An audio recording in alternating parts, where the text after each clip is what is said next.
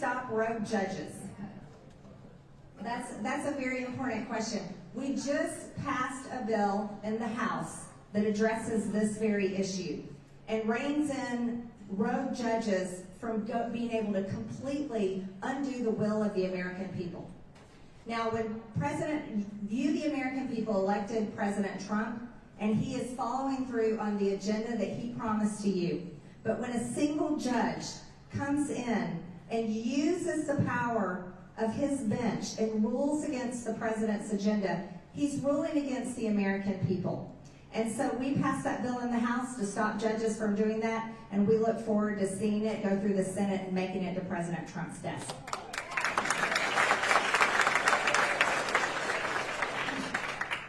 This is a good question, Cindy. Will members of Congress who took taxpayer dollars through NGOs and other illegal means be held accountable and charged with their crimes?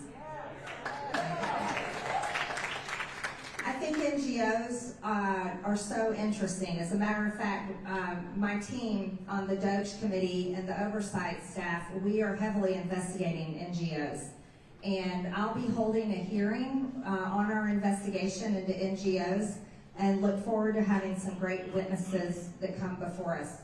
Now, if there is true evidence of members of Congress or their family receiving money directly from NGOs, I look forward to sending criminal referrals to the Department of Justice.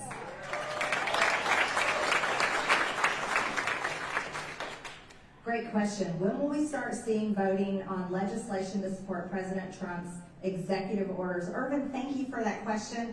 I can tell you, not soon enough. I wish we were passing them every single week. That's something that I've expressed to our leadership, is we want to see those bills coming, but I have some really good news for you. I have several bills that actually are President Trump's executive orders. One of them is the Gulf of America Act. And that'll be coming to the House floor actually really soon. So we're looking forward to that. Protect Children's Innocence Act is another one of President Trump's executive orders.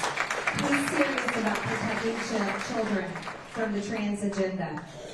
We also have one more, before I get to the next question, is we have the make English the official language of the United States.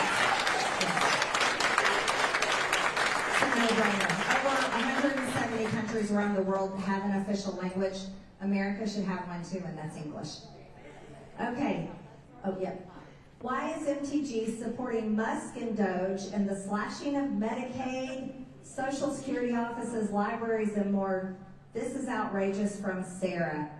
Well, Sarah, unfortunately, you're being brainwashed by the news that you're watching.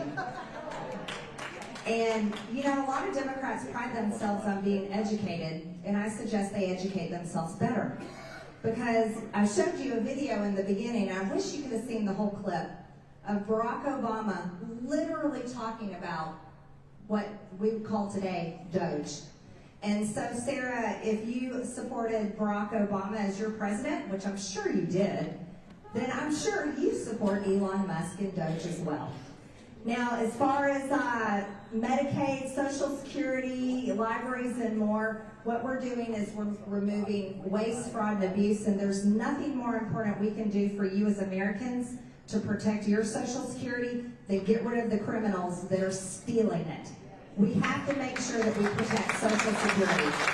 We're not cutting Social Security. We're not cutting Medicare. This is a promise from President Trump and Republicans like myself on the campaign trail, and we will live up to that promise, and no one has lost their benefits. Okay. When is the House going to get the tax cuts bill finished so the Senate can pass it too, so President Trump can sign it? This is more important than any other issue at this time. Thank you, Melanie. Melanie, I fully agree with you. I think we've got to get the tax bill and the law passed as soon as possible. So before Congress, I was a business owner, and this is my 5th year in Congress that I just started, so that was just a little more than 4 years ago. Business owners, regular Americans are not able to plan until we have a tax law that they know they can count on and they know is not going to change on them. So Congress, we're supposed to be working on that tax law in May, and I look forward to getting that done as soon as possible. I also stand by President Trump's campaign promises of no tax on tips, no tax on Social Security, and no tax on overtime.